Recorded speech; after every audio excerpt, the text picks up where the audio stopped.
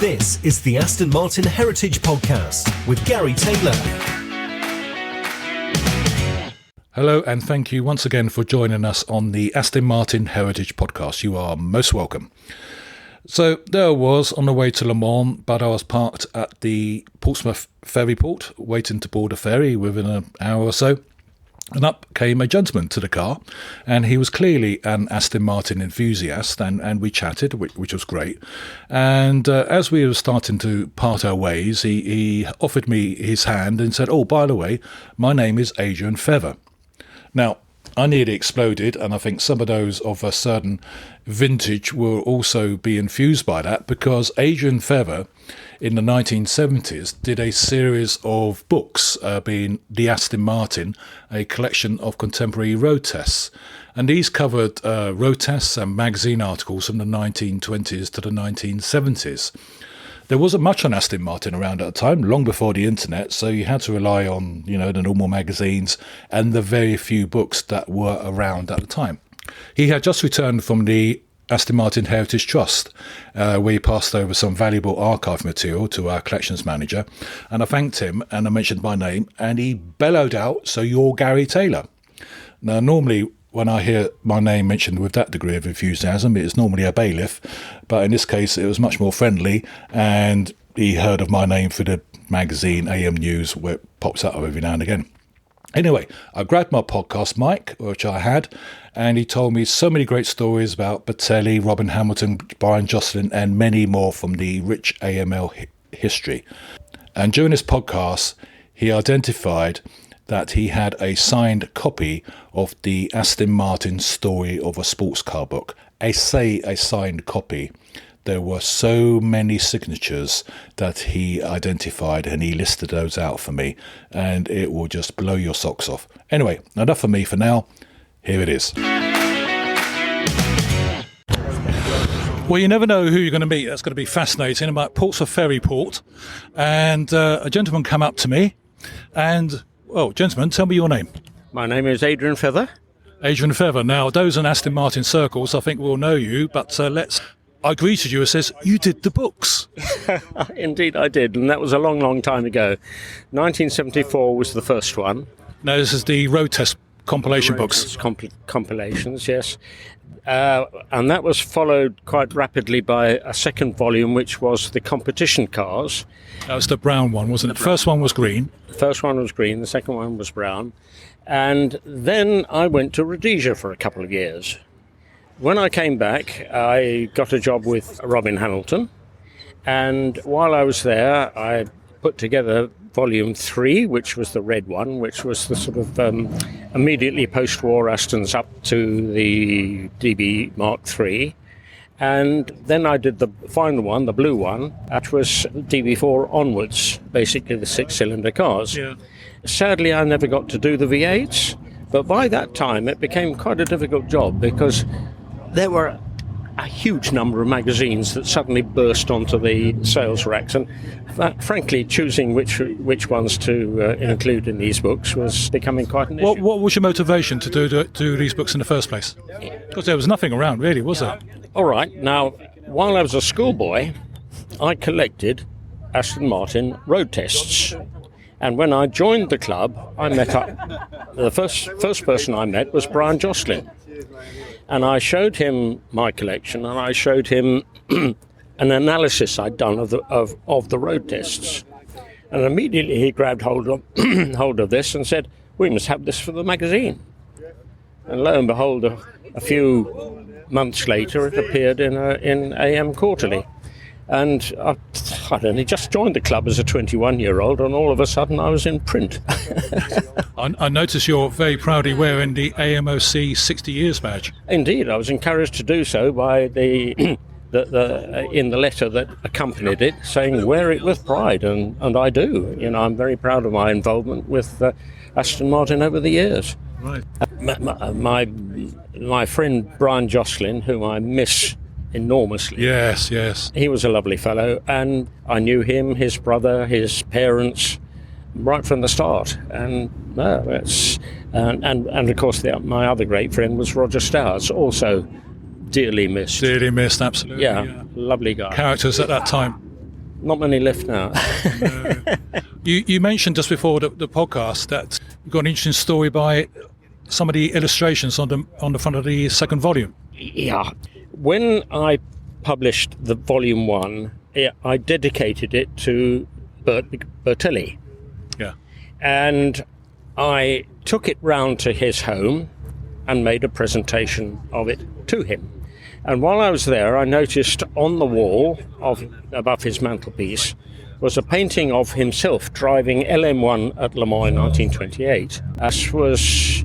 I kicked myself. It's a senior moment. I can't remember the name of the autocar artist who did it. But anyway, I said to him, my word, I said that would make a magnificent frontispiece for Volume 2. He immediately took it off the wall and handed it to me. Wow. And I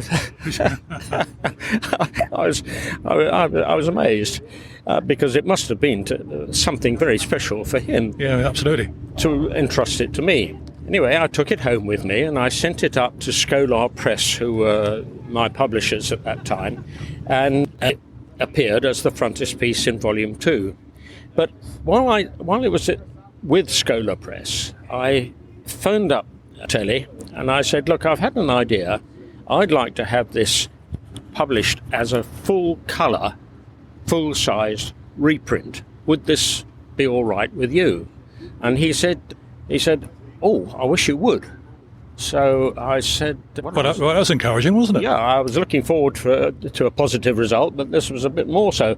And I said, how come? And he said, I've got 3 kids and they all want the painting. So he said, you let me have a couple of copies and that'll be fine. So that's what happened, and I produced these for sale for the benefit of the club. Then I had a further idea, and I phoned him up again and I said, could I meet up with you and get you to sign 200 copies of it? I contacted George Easton and had lunch with him at the Royal Automobile Club in Pall Mall, and he did the same. And so that's how these copies came to be. Sadly, however, despite the fact that I handed Bertelli a Parker permanent ink equipped pen, his signature appears to have faded rather badly. You can still see it slightly? It depends how much light it's been exposed to. Okay. Yeah. So that I very much regret to those people who invested in that project, but sadly... And you said that there's a print of this at Hotel de France?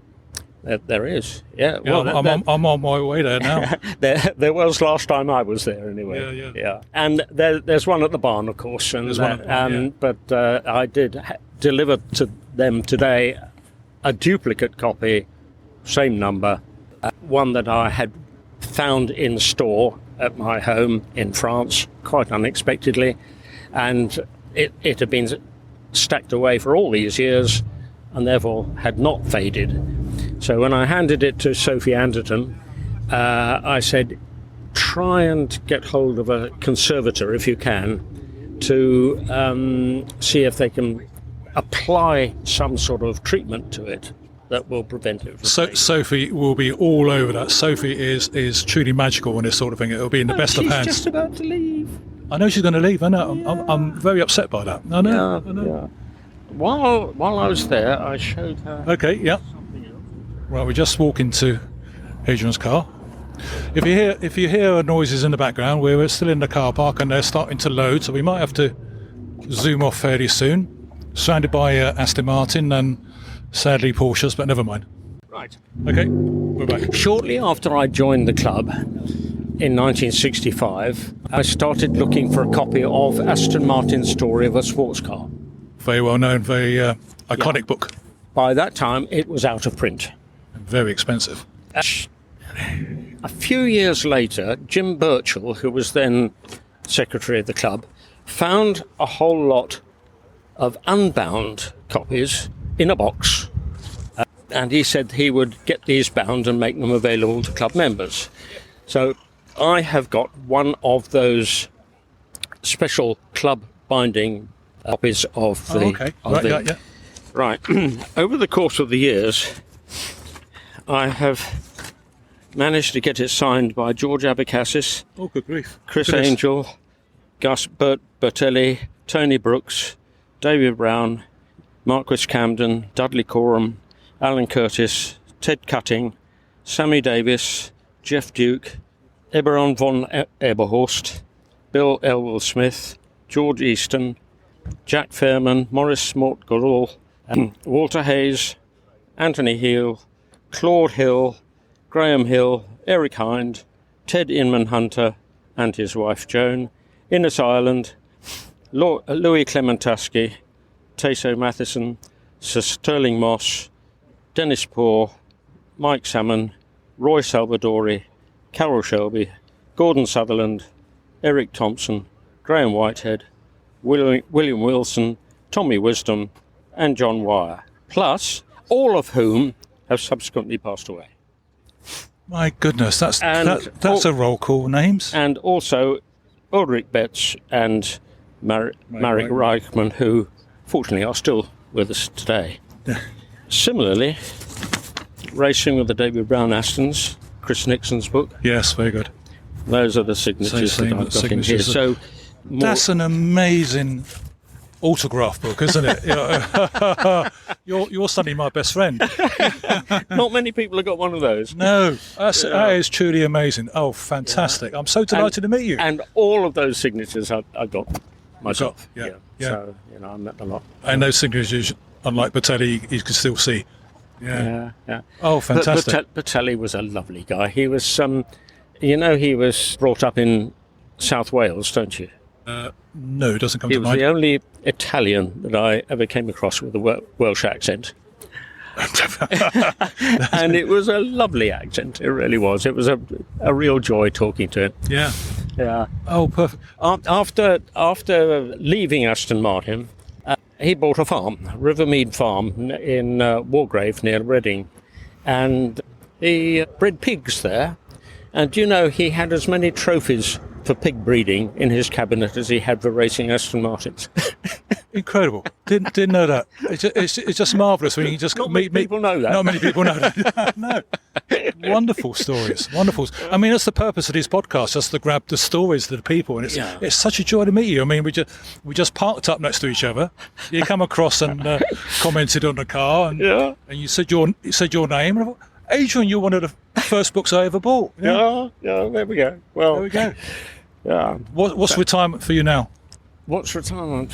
Well, I left Zimbabwe, sadly, bring out your handkerchiefs. Right. Sadly, having lost everything I worked for while I was there, Yeah. And I could show you a $1 note, Zimbabwean, dated 2007, and I could show you a $100 trillion banknote, dated 2008. Wow. And I was paying my gardener with those. I say I was once a multi-millionaire over there, but then so was my gardener. Yeah. Well, oh, good grief. But, there we go. We had a wonderful time while we were there, during which time, if you recall, I wrote an article in Aston in number 12. Right, yep. I met up with Clifton Penhue's grandson. Okay. I was with a group of people discussing the prospects for the Grand Prix later that day, and I'd never met this guy before. It came up to me and he said, "My grandfather used to be a racing driver once." And I said, "Oh yes, what was his name?" He said, "You won't mean anything to you. This was before the war." So I said, "Try me." And he said his name was Clifton Penhues. I said, "I know exactly who he is." And he said, "Really? Oh, you must meet my mother." I said, "What? Penhue's daughter?" "Yeah. And she's here in Bulawayo." "Yeah." Incredible. So he arranged a meeting, and I went and equipped with pencil and paper, to take it to interview her, potentially for an article for the magazine. But I found that I was the one being interviewed. I was the one being interviewed, not her. Dozen pleasures, a few motorbikes, 2 fast lane. And the fact was that her father, Penhues, was killed in a plane crash shortly before her 2nd birthday. Oh, good grief. Okay. Her mother married again, a Canadian, and this was, the father died in 1939. And then immediately after the war, they went to Bulawayo and established a farm out there. Now, Penhue's widow died shortly after that, and Severine's stepfather married again. So she was basically brought up by step-parents, neither of whom were of her own blood. So she knew little about her father. Oh, I see, right, yeah. And I was able to certainly fill her in terms of his racing career. She'd known that he had been a racing driver because she got a couple of trophies. Well, Michael had a couple of trophies. He came round to my house one day with these 2 trophies and said, "Would you like to buy them?" I said, "Michael, you can't be selling the family history like this. You can't be selling... it's not right, the family silver." And he said, "Look, I've got no money." He said, "I've got a wife and a child to support and educate. I haven't got a job. I'm the wrong color." And he said, I'm desperate. So I said, "Well, if you're really desperate to sell them, I know who might buy them." And I said, "That's Nick Mason, who owns both the cars that your grandfather was driving when he won the 2 trophies." I wrote to Nick, and he wrote back and said, "Terribly sorry, but thank you for thinking of me, but I only collect trophies that I myself have won." That's fair enough. Fair enough, yeah, fair comment. So I wrote back and said, "Could you perhaps give me a basic value?" Which he did. So I said to Michael, "Listen, I will lend you the money for one of those trophies. I will keep the trophy as a lien, security, but I'm not going to buy it." So he gives the money to his wife, who buys some tickets to go to England for her and the daughter. She gets to England and she says, "I'm not coming back." Okay. Michael committed suicide. Oh, good grief. So I was left with the trophy, Yeah. which last month I handed over to the trust. Right. Well, as trustee, thank you very much.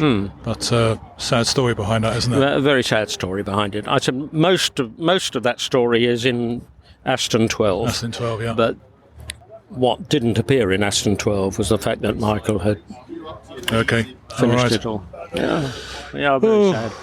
Yeah. But, it's as I say, my involvement over the years. It was punctuated a bit by my time in Zimbabwe, of course it was, but all the time I kept in touch, particularly with Brian Jocelyn. Yes. And every time I came to England, I would visit him, and it was just like picking up where I left off the last time, Brian was an amazing character, wasn't he? I always remember him at the Walter Hayes Memorial Lecture in London, and at that time he would have this huge VHS video recorder. He recorded everything, didn't he? He did. Yeah. He was a Luddite in many respects. He never had a computer. He did all his reports longhand for the magazine and for the newsletter and so on. And he never had a cell phone, mobile phone, but he did have this digital VHS camera. And yes, he took a lot of stuff, and we went to so many meetings together and up at Silverstone, and I remember we would take photographs of the racing and then call in at his office on the way home in Braintree, and we would process the film there and then. Okay. And he would make his selection for the magazine.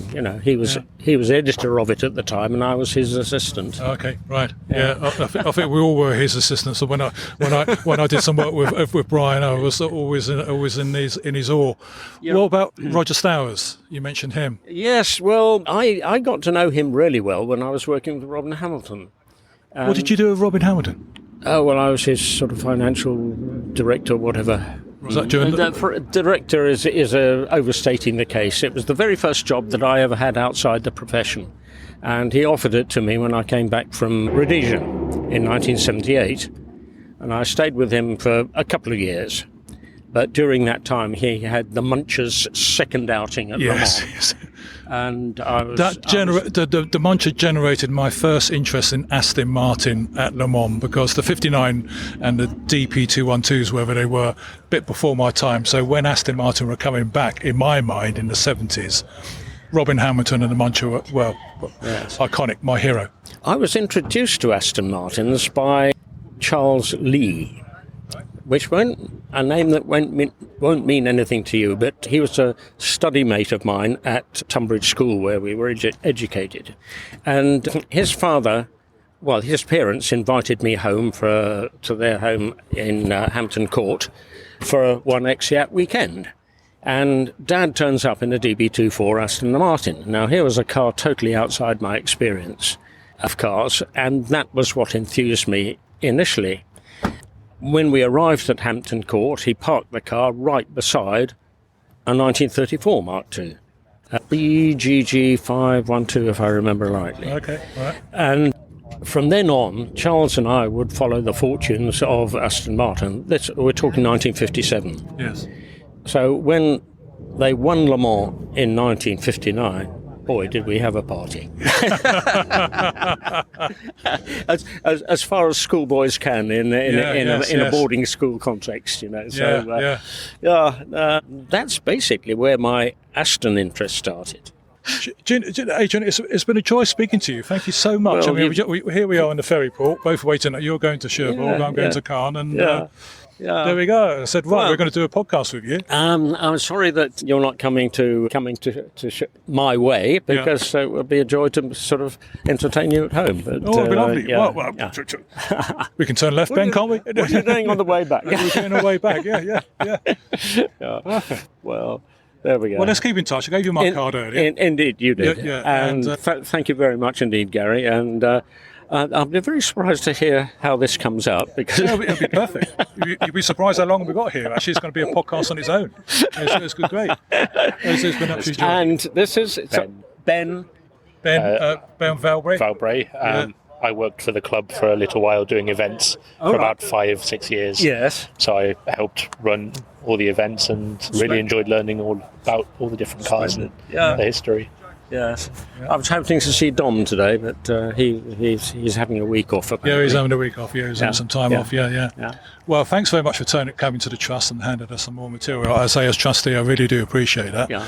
And, well, I wish you a safe journey on. Ultimately, everything Aston that I've got will probably end up with a trust anyway when the time comes. Yeah, well, hopefully for a long time yet. It's written in my will. So.